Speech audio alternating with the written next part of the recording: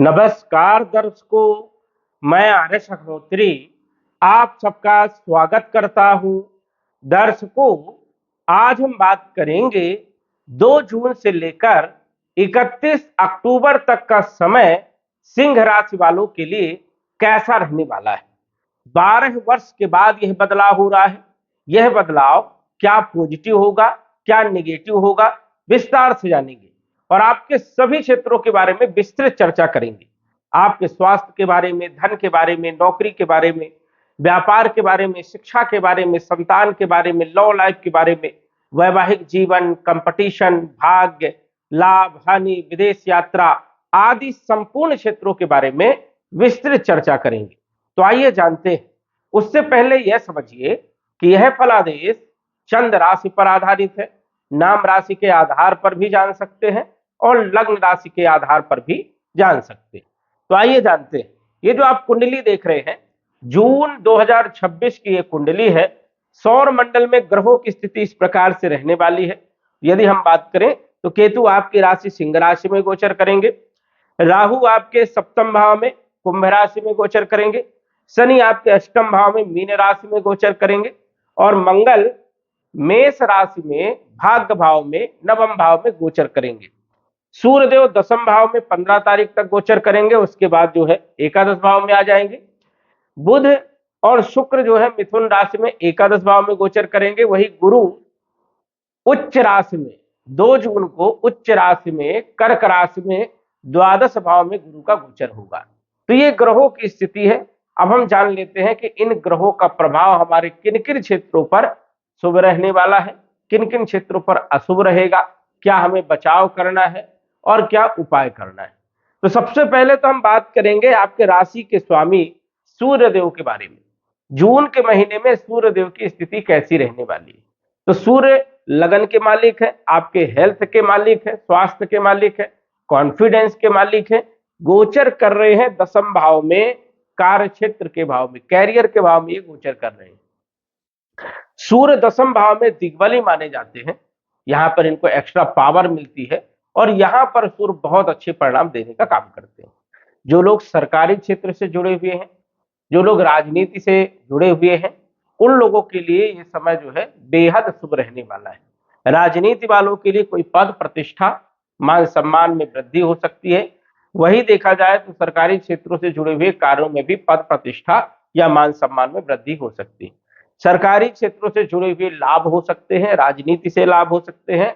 वही देखा जाए तो जो लोग टेंडर आदि लेते हैं या देखा जाए कि सरकारी क्षेत्रों से जुड़े हुए काम करते हैं, उन लोगों के लिए सूर्य जो है 15 जून तक बहुत अच्छी पोजीशन में रहने वाले हैं। इन क्षेत्रों पर अच्छा लाभ देने का काम करेंगे। स्वास्थ्य के लिए जून के महीने में, पूरे जून के महीने में सूर्य की स्थिति बढ़िया है, क्योंकि 15 जून तक दसम भाव में, उसके बाद एकादश भाव में, दोनों ही जगह बहुत अच्छे परिणाम देते हैं। तो स्वास्थ्य के लिए समय बढ़िया रहेगा। कॉन्फिडेंस बहुत अच्छा रहने वाला है। कार्य क्षेत्र पर अच्छा प्रभाव देखने को मिलेगा। वही राजनीति और सरकारी क्षेत्रों पर भी पूरे महीने अच्छी स्थिति रहेगी, क्योंकि 15 तारीख के बाद लाभ भाव में गोचर करेंगे। तो इसे जो है इच्छा पूर्ति राजयोग भी कहते हैं, जब भी लग्नेश लाभ भाव में गोचर करें। तो दोनों ही जगह सूर्य की स्थिति बढ़िया है, किसी भी प्रकार की कोई यहाँ पर दिक्कत वाली बात नहीं है। धन के जो मालिक है वो है बुधदेव, और बुध आपके लाभ के भी मालिक है। और जून के महीने में ये लक्ष्मी नारायण राजयोग और धन राजयोग बना करके गोचर करेंगे अच्छी पोजीशन में, क्योंकि शुक्र और बुध दोनों जब एक साथ गोचर करते हैं तो लक्ष्मी नारायण राजयोग बनाते हैं। धन के लिहाजा से जून का महीना बड़ा शानदार रहने वाला है। आर्थिक स्थिति में ग्रोथ यहां पर देखने को मिल रही है। वाणी आपकी बहुत अच्छी रहेगी। कुटुंब परिवार का आपको सहयोग यहां पर मिलते हुए नजर आ रहा है। वही लाभ होगा, आय में वृद्धि होगी, आमदनी बढ़ेगी, धन के स्रोत पैदा होंगे। एक अच्छी स्थिति यहां पर बन रही है। शुक्र आपके तीसरे भाव के मालिक है और कैरियर के मालिक है। 2 नंबर 7 नंबर शुक्र का है, वृषभ राशि और तुला राशि। शुक्र लक्ष्मी नारायण राजयोग बना करके गोचर कर रहे हैं लाभ भाव में। लाभ भाव में शुक्र का गोचर बहुत अच्छा माना जाता है। धार्मिक कोई यात्राएं हो सकती हैं या कहीं घूमने जा सकते हैं। वही कैरियर को लेकर के देखा जाए तो समय बेहद अच्छा रहने वाला है, क्योंकि कर्म का मालिक लाभ के घर में, कर्म के द्वारा लाभ प्राप्ति होगी। ये भी एक बहुत अच्छी स्थिति यहाँ पर देखने को मिल रही है। विदेश से जुड़े हुए कुछ लाभ आपको प्राप्त हो सकते हैं, या कहीं लंबी यात्राएं कर सकते हैं। तो यहाँ पर शुक्र की पोजीशन भी आपके लिए बहुत शानदार है। शुक्र जो है लाभ भाव में लाभ देने का काम करेंगे और आपके कैरियर में ग्रोथ देंगे, पद प्रतिष्ठा मान सम्मान में वृद्धि देंगे। प्राइवेट सेक्टर वालों के लिए समय बहुत शानदार रहेगा। नौकरी की तलाश कर रहे लोगों के लिए भी अच्छा समय रहने वाला है। नौकरी की स्थिति बेहतर होगी। जो पॉलिटिक्स चल रही थी, माहौल खराब चल रहा था, वहां पर सुधार होते हुए नजर आएगा। तो शुक्र कहीं ना कहीं आपके कार्य क्षेत्र पर, छोटे भाई बहनों पर, कम्युनिकेशन पर एक अच्छा प्रभाव डालने का काम करेंगे और इन क्षेत्र से जुड़े हुए आपको सफलताएं मिलेगी। मंगल चौथे भाव के मालिक है और भाग्य के मालिक है। चौथे भाव और नवम भाव दोनों के मालिक होकर के मंगल अपने ही घर में भाग्य भाव में अपनी राशि में विराजमान है, जो कि यहाँ पर बहुत शानदार रिजल्ट देने का काम करते हैं। तो मंगल की स्थिति पे बेहद जो है यहाँ पर शुभ है, जो कि 21 जून तक यहाँ पर रहने वाले हैं। मंगल चौथे भाव के मालिक है। चौथा भाव भूमि का, भवन का, प्रॉपर्टी का, मकान का और वाहन का होता है। ये सुख का होता है। तो इन क्षेत्रों से आपको लाभ मिलेंगे। ये भाग्य के मालिक है, तो भाग्य का पूरा साथ मिलेगा, किस्मत साथ देगी। पिता के संबंधों में एक अच्छा जो है रिश्ता कायम होगा। कहीं ना कहीं संबंध आपके मजबूत बनेंगे और किस्मत जागेगी। तो मंगल भी बहुत अच्छी पोजीशन में जून के महीने में रहने वाले हैं। 21 जून को मंगल आ जाएंगे दशम भाव में। यहां पर भी जबरदस्त लाभ देने का काम करेंगे। दोनों ही कंडीशन में मंगल की पोजीशन अच्छी है। अच्छे परिणाम मंगल जो है देने का काम करेंगे। गुरु जो है आपके पंचम भाव के मालिक हैं, अष्टम भाव के मालिक हैं। 2 जून को अपनी उच्च राशि द्वादश भाव में गोचर करेंगे। अब यहां पर गुरु जो है विपरीत परिवर्तन राजयोग बनाएंगे। छठे आठवें 12वें का जब मालिक छठे आठवें 12वें भाव में गोचर करता है, तो ये विपरीत परिवर्तन राजयोग मतलब स्थान परिवर्तन भी करवाता है। देखा जाए तो कैरियर में भी कहीं ना कहीं अच्छा ग्रोथ देने का काम करता है। जीवन में एक अच्छा परिवर्तन लाने का काम देवगुरु बृहस्पति करता है जब भी विपरीत परिवर्तन राजयोग में आता है। तो ये एक अच्छी स्थिति है कि देवगुरु बृहस्पति आपको सपोर्ट करेंगे। विद्यार्थियों के लिए समय बढ़िया रहेगा। जो लोग विदेश जाना चाहते हैं, जन्म स्थान से दूर जाना चाहते हैं, उन लोगों के लिए अच्छी स्थिति है। संतान पक्ष के लिए अच्छी स्थिति है। फाइनेंशियल स्थिति में ग्रोथ देखने को मिलेगी। विदेश से जुड़े हुए कार्यों में अच्छा लाभ मिलेगा। वही देखा जाए तो अकस्मात भी धन लाभ देने का काम देवगुरु बृहस्पति करते हैं, क्योंकि ये अष्टम के मालिक है, 12वें भाव में गोचर कर रहे हैं। एक अच्छी पोजीशन में देवगुरु बृहस्पति रहेंगे। रुके हुए काम आपके बनेंगे। अचानक धन प्राप्ति के योग भी यहाँ पर बनते हुए नजर आ रहे हैं। धार्मिक क्षेत्रों पर धन खर्च भी देवगुरु बृहस्पति करवाने का काम करेंगे। तो गुरु की जो पोजीशन है, 2 तारीख को गुरु लाभ भाव को छोड़ करके द्वादश भाव में गोचर करेंगे। अपनी उच्च राशि में जबरदस्त लाभ देने का काम करेंगे।